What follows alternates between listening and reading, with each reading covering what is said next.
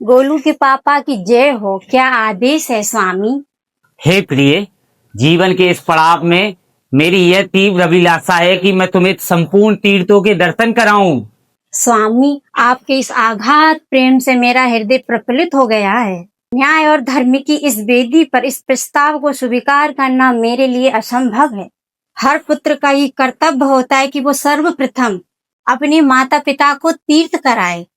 आपके माता पिता ही आपके साक्षात तीर्थ हैं।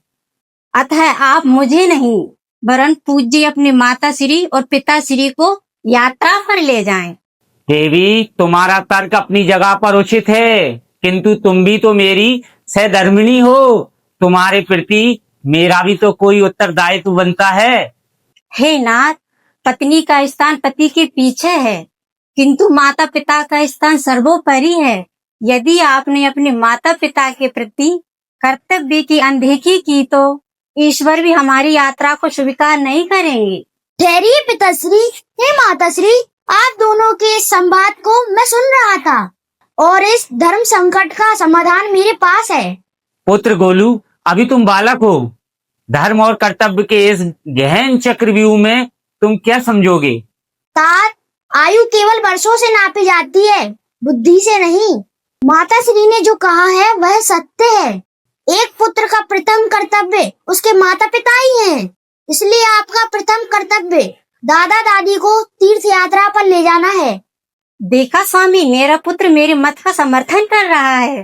किंतु पिताश्री रुकिए, न्याय का तराजू किसी एक तरफ नहीं झुक सकता। यदि पिताश्री का कर्तव्य अपने माता पिता के प्रति है तो इस गृहस्थी में मेरा भी तो कोई अस्तित्व है। मैं भी तो इस वंश का दीपक हूँ। तुम क्या कहना चाहते हो पुत्र? यदि पिताश्री का कर्तव्य दादा दादी को तीर्थ कराना है तो मेरा भी परम कर्तव्य यह बनता है कि मैं अपने माता पिता को तीर्थ कराऊं। मैं प्रतिज्ञा करता हूँ कि पिताश्री अपने माता पिता को तीर्थ यात्रा पर ले जाएंगे और मैं जब समर्थ बनूंगा तो आप दोनों को संपूर्ण ब्रह्मांड के तीर्थ कराऊंगा, क्योंकि मेरे साक्षात ईश्वर आप दोनों ही हैं। याद रखिए, संस्कार कोई वह वस्तु नहीं जो बाजार में मिल जाए।